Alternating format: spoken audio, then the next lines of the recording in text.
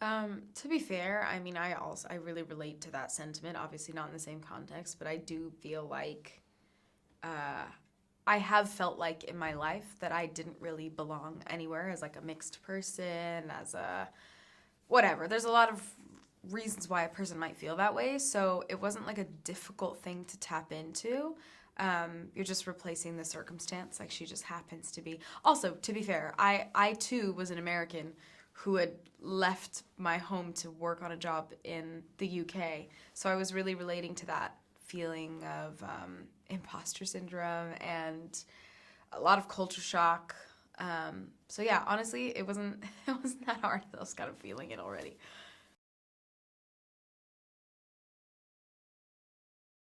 I feel like I would avoid. Oh my god, this is a good question. Any character at all? I feel like I would want to be. I feel like I just would not want to be Yasmin at any point in time. I feel like she just like has so much going on, and it feels like not fun. I wouldn't mind to be.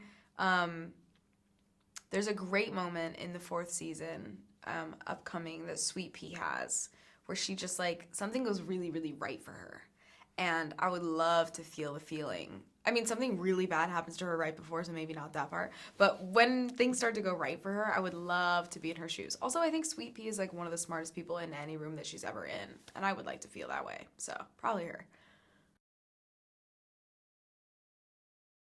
I mean, I'm not sure that it's changed the way I see it. The thing that being on this show has totally changed is my perspective of the finance industry and its surrounding industries in general. I just didn't know how diverse they were, and I didn't understand that young people existed in those spaces at all. As the show matures, we're getting like our characters are getting closer and closer and closer to the top. So obviously the landscape is changing, but I feel like it's confirmed the thing I've always known. And playing Harper has confirmed that like no matter how far you get, there's always a ceiling to be broken through. There's no end game. And it's always going to be harder for someone who's different. Well, I think both of them are. Harper's really conflicted with her relationship with Eric. She doesn't want to make it personal because she knows it could go south. But I think she knows that to be true, partially because of how personal her relationship has gotten with Yasmin and how south it's gone so often. It just gets like way more complicated. And I don't think she doesn't want it to be complicated with Eric because she knows that on the business side it's really great. On the business side with Yasmin, it's shit every time. It's bad. It's terrible because Yasmin's just like not very good at any of the things she tries to do professionally. And then to add on top of that, the personal relationship is so volatile.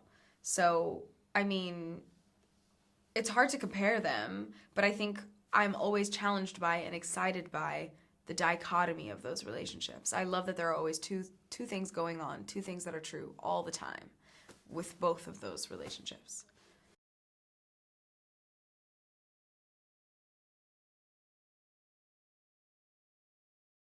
God, that's a good question. I think it's a difficult balance, to be honest. I think in some previous seasons we've overcorrected from the last in terms of how much weight we give the story versus the emotionality and the inner lives of the characters. I think we've got to a position now where when we get into the writer's room, even though we have all these new characters and we have these new perspectives, we really have knuckled down on the core of it being a relationship show about Yasmin and Harper and their friendship and the pathology of that in some respects. Look, the show is it's so many different ideas and so many swirling different things and different concerns that it is hard to sometimes shove all of that into an hour of TV. But that's kind of thrilling to us. We always want to feel like we're using our best ideas and we're burning through story and we're trying to get all the emotional stuff in it as well. So we write quite long scripts filled with stuff, and we end up with sort of 85-minute assemblies of episodes, which then we have to whittle down to 60 to 57 minutes. And it feels like that's the best way of doing it for us. I feel like if we didn't do that, we didn't have the emotionality and the quieter moments alongside the propulsive storytelling, we'd end up with a lot of filler episodes, and it would not feel like the same show.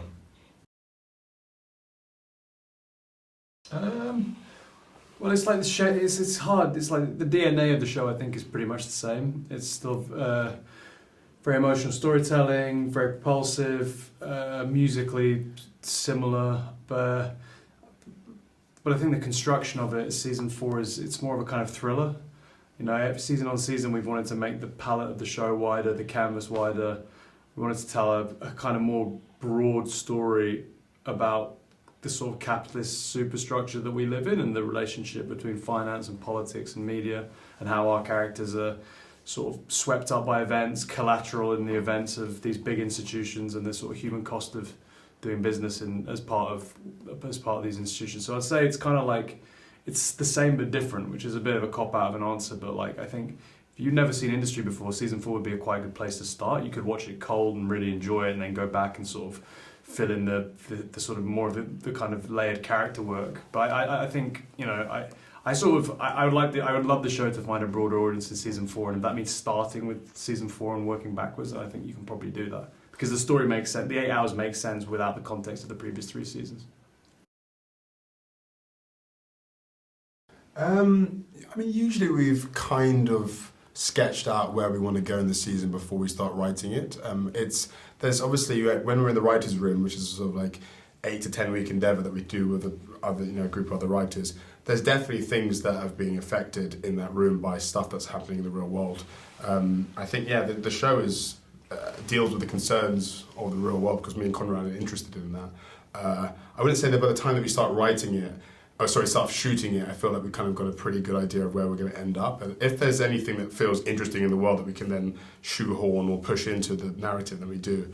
But in general, especially the last couple of seasons, we felt like we had a pretty good idea of where the show is. I mean, they're very... From the first scenes together in the first season, they had a very special chemistry. Myha'la and Ken get on really well, and you know, they do have a kind of mentor-mentee relationship in real life as actors that kind of transferred really well into the show. They're both very charismatic. I think they're very alive actors as well. So like Ken is especially one of those guys he can read the scene, and then he's always kind of thinking about the least obvious way through it, and like what's not being said as well as much as being said. So what we write and then what ends up on screen can be really quite different sometimes.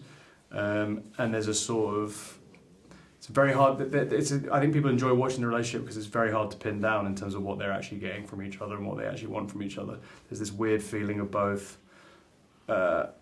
wanting each other's validation and love, but also kind of from both sides a fear of being overtaken and a need to surpass, which is I think very true of like generation on generation stories in a workplace, like in terms of like his fear about her going past him and her desire to be like him but also overtake him. And then in season 3 we did this thing of like keeping them apart from each other, so it felt a bit like edging the audience in terms of like when are they next going to share a screen, and they seemed hell-bent on destroying each other. So when we got into the writers' room in season 4, we were frankly just missing scenes with the 2 actors together and writing for that relationship. So we did everything we could in the first hour to bring them back together as quickly as possible, because we thought the dynamic of them working together and her effectively being his boss, even though it seems like a partnership, you know, there's a bit of a superseding of power. We thought it would just lead to quite an interesting thing to unpack as the season rolled on.